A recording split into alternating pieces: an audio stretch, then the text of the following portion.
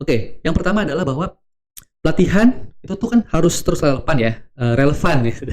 Materi itu kan atau pelatihan itu kan harus terus relevan dengan yang namanya kebutuhan gitu ya, apalagi dengan sekarang zaman serba cepat gitu ya, sehingga harus mampu, menutup gap kompetensi. Sehingga kalau misalnya kita tidak bisa menutup gap kompetensi, kita akan tertinggal dengan kompetitor-kompetitor kita gitu ya. Yang kedua adalah tekanan dari atasan. Nah, mungkin Bapak Ibu juga pernah merasakan adanya tekanan dari atasan untuk segera membuat modul pelatihan, tapi tetap harus bagus gitu ya, cepet tapi harus bagus gitu ya. Materinya cakep, materinya tepat sasaran, slide-nya bagus gitu, tapi waktunya mepet gitu ya. Dan akhirnya Bapak Ibu tertekan gitu ya, mendapatkan tekanan dari atasan gitu. Yang ketiga adalah, nah ini nih bagi Bapak Ibu yang mungkin sekarang di bagian HR gitu ya, beban kerja kita kan sebagai HR itu kan tinggi ya, nggak cuma ngomongin soal pelatihan, ya nggak sih? Apalagi kalau misalkan Bapak Ibu HR-nya itu adalah di area generalis, serba dibahas gitu ya, semuanya dibahas, mulai dari payroll, mulai dari orang yang bermasalah gitu ya, pelatihan, belum lagi tentang people development dan segala macamnya. Sehingga itu juga menjadi beban terhadap diri kita gitu ya, baik itu dari sisi fisik maupun mental. Nah, yang keempat adalah jumlah trainer internal itu yang di dalam internal gitu ya, di dalam perusahaan itu terbatas gitu ya. Dan biasanya trainer-trainer yang ada di dalam internal itu tidak semuanya memiliki keterampilan yang sama gitu ya. Mungkin ada yang baru, ada yang udah lama gitu dengan gayanya masing-masing, dengan cara delivery-nya masing-masing, sehingga cukup challenging gitu ya, sehingga ketika ada materi yang harus diinternalisasi atau ada materi baru ketika tidak ada trainernya, nah itu menjadi masalah bagi kita sebagai XR ya, yang bertanggung jawab di bagian learning. Yang kelima adalah tidak semua karyawan senior gitu ya siap menjadi trainer.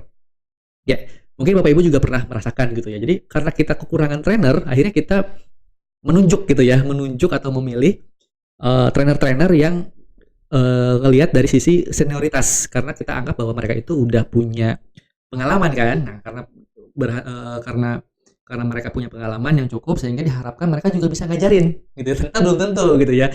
Tidak semudah itu, karena ada beberapa senior gitu ya, dari para senior di dalam perusahaan itu, mereka enggan untuk menjadi seorang trainer karena mereka punya sih ilmunya gitu ya, kompetensinya jago banget, pengalamannya sudah sangat luar biasa, tapi ketika mereka ditunjuk menjadi seorang trainer, itu beda cerita lagi gitu ya, karena mereka bisa jadi tidak bersedia gitu ya, karena mereka merasa tidak mampu atau merasa malu dan macam-macam gitu ya. Yang keenam, munculnya perasaan kan tadi ya, munculnya perasaan kurang percaya diri dan belum cukup kompeten dalam menyusun modul pelatihan ataupun sebagai trainer di situ ya.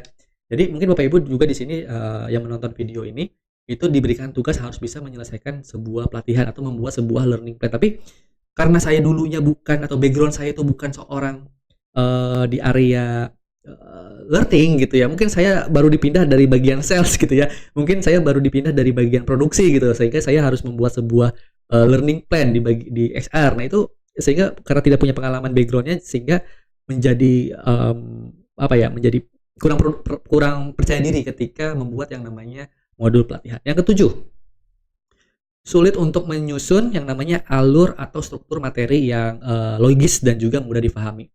Nah ini juga sebenarnya kan terkadang gitu ya, mungkin Bapak Ibu juga pernah mengalami juga ketika kita dituntut untuk membuat sebuah modul pelatihan. Akhirnya apa yang paling cepat kita lakukan adalah kita browsing di internet, akhirnya asal kita copy paste masukin, ini bagus, ini masukin, ini bagus, ini masukin, sehingga muncul masalah yang baru, yaitu adalah materi yang terlalu banyak gitu ya, sehingga waktunya mepet, materinya banyak, peserta pun kelelahan dengan materi yang cukup banyak, karena kita juga agak sulit nih kira-kira gimana ya mengatur atau menyusun alur yang terstruktur.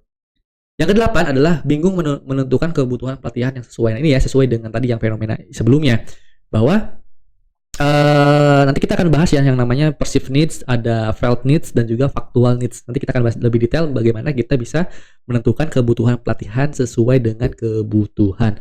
Dan yang terakhir adalah yang nomor 9, yaitu training harus hemat biaya tetapi tetap berkualitas dan berdampak. Nah ini ya, jadi karena tadi di awal ngomongin soal fenomena bahwa di perusahaan atau di organisasi Bapak Ibu mungkin juga termasuk melakukan efisiensi anggaran terhadap pelatihan. Akhirnya kan budgetnya diturunin nih, tapi hasilnya harus tetap berkualitas gitu ya, harus tetap berdampak. Nah ini kan jadi challenging gitu ya bagi kita yang ngurusin soal learning di dalam perusahaan. Nah masalah-masalah ini mungkin Bapak Ibu dari 9 ini mungkin ada salah satu atau salah dua, beberapa, atau mungkin semuanya gitu ya yang muncul menjadi permasalahan Bapak Ibu. Nah kalau misalkan iya, berarti Bapak Ibu mudah-mudahan dari menonton video ini bisa mendapatkan manfaat gitu ya, mendapatkan pencerahan gitu ya. Kalau misalkan dari masalah-masalah ini tidak kita selesaikan sesegera mungkin, apa sih dampaknya gitu ya? Dan apa dampaknya dan apa benefitnya, sorry, apabila kita bisa menyelesaikan masalah-masalah ini semua? Yuk kita bahas.